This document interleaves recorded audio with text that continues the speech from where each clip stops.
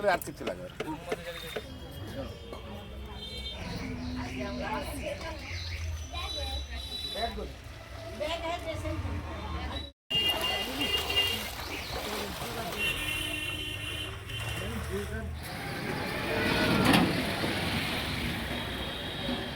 সাড়ে চারটে থেকেই মানে অন্ধকার থাকছে পুণ্যার্থীদের বিভিন্ন প্রান্তের এই কোলাঘাট ব্লকের বাইরে থেকেও এই গৌরাঙ্গ ঘাটে স্নানের উদ্দেশ্যে উপস্থিত হয়েছেন।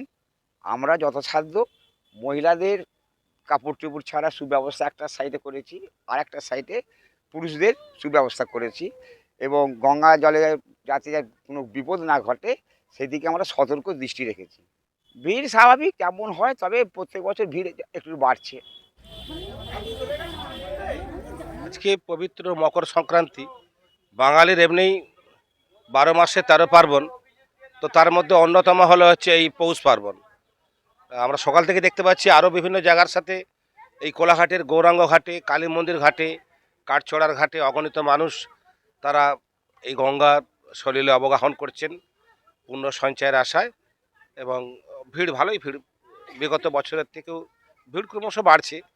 শুধু কোলাঘাট তো নয়, আউট অফ স্টেশন মানে দূর দূর থেকে আসছে, এখান থেকে 30-40 কিলোমিটার দূর থেকে মানুষ আসছেন রূপনারায়ণের পাড়ে এখানে স্নান করার, তাদের পুণ্য সঞ্চয় করবেন এই প্রত্যাশা, এই আশা আকাঙ্ক্ষা নিয়ে। এবং ঘরে ঘরে যে মকর সংক্রান্তির প্রস্তুতি, তার আঁচ ভালো মতোই পাওয়া যাচ্ছে এই গঙ্গা স্নানের মধ্য থেকেই।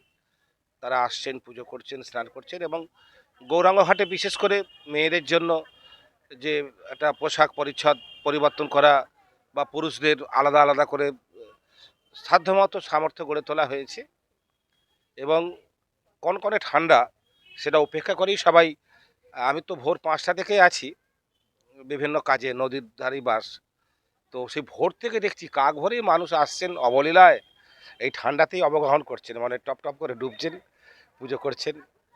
সব মিলে ভারতীয় সভ্যতার অপর নাম যে গাঙ্গেয় সভ্যতা, তা যেন এই ধরনের পার্বণে বা পৌষ পার্বণে আরও, মকর সংক্রান্তিতে আরও প্রস্ফুটিত হয়। ভারতীয় সভ্যতার অপর নাম গাঙ্গেয় সভ্যতা। বিরামহীন বয়ে চলা সেই পবিত্র বাড়িতে সবাই স্নান করছেন। একটা একটা সত্যি বৈচিত্র্যপূর্ণ ভারতবর্ষের চিত্র ফুটে ওঠে। সেটা শুধু কোলাঘাট রূপনারায়ণ নদীর পাড়ে নয়, বিভিন্ন জায়গায়, যেটা আমরা সকাল থেকে উপভোগ করছি। আমি অসীম দাস, এখানে স্থানীয় বাসিন্দা একজন।